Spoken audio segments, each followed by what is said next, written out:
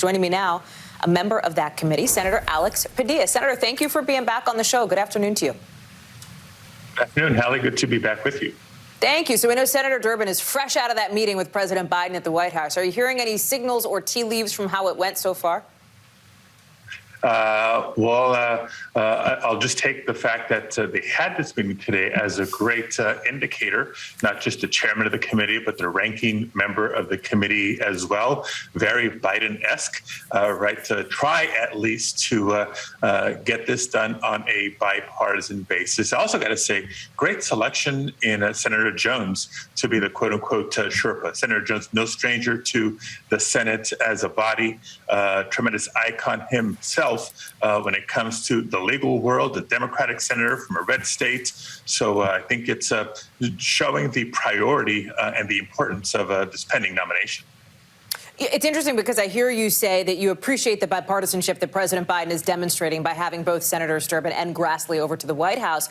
As you well know, you don't need, right, the Republicans on board. You don't need Republican support to be able to fill this vacancy, either in committee or in the full Senate. How much thought do you believe the president should be putting into picking a nominee that will get at least some Republicans on board? Look, I again, commend the president for trying, but you're absolutely right, Hallie. We don't necessarily need Republican votes to get this, the nominee, whoever she will be, confirmed and serving on the Supreme Court. It would be great if it's bipartisan.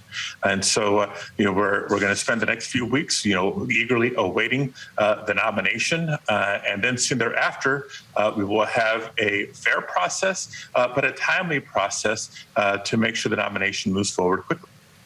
We've heard a lot from the, you could call it South Carolina contingent, right, from some lawmakers, Republican Senator Lindsey Graham, Congressman Clyburn as well, about J. Michelle Childs, somebody who the White House has confirmed is on at least the medium-sized list of people who are under consideration. There is a justice from, a judge from your state of California, Leandra Kruger, a state court justice, who is in the conversation too. Do you think she would be well-positioned to become the eventual nominee? Would you like to see that pick made? I think that President Biden is blessed with a long list of more than qualified Black women to make history as the first Black woman on the Supreme Court. It's a pledge he made when he was president, a pledge that I fully support, and as a member of the committee, eagerly awaiting to do my part to have a fair and timely both confirmation and hearing and a vote on confirmation as well. You mentioned a couple of names, including a couple of individuals from California, Hallie Thomas, another federal judge recently confirmed by the United States Senate that is in that mix as well. And so plenty of options. And at the end of the day, we know this. President Biden will pick somebody who is not only more than qualified from a legal and professional standpoint, but one that brings needed diversity to the Supreme Court.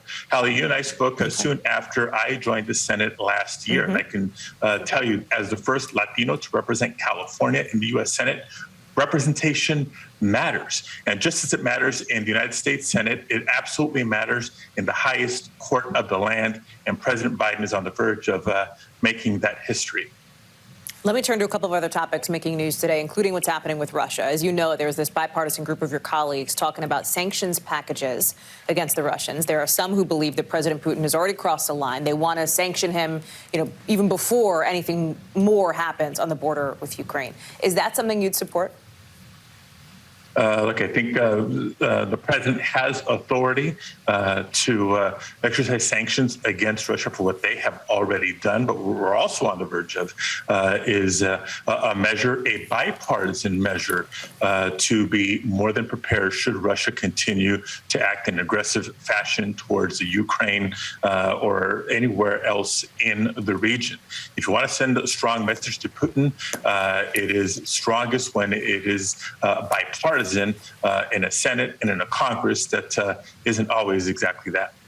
I have a quick last question for you because I want to hear where you are on this, because we heard from House Speaker Nancy Pelosi this morning, who signaled she would help push some reforms to the Electoral Count Act through the House. I know that, and you and I talked about this, you very much supported changing the Senate rules, getting rid of the filibuster to get a bigger, broader voting rights package passed. I understand that the Electoral Count Act changes amount to a smaller reform. It's not what you were hoping for, but is it still something that you would get behind and can support?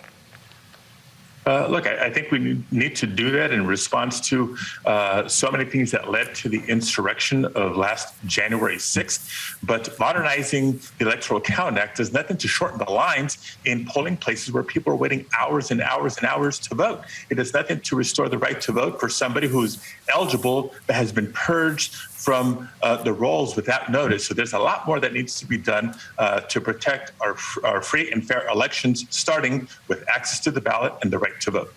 California Senator Alex Padilla. Senator Padilla, thank you for coming back on the show. We appreciate your time. Come back soon.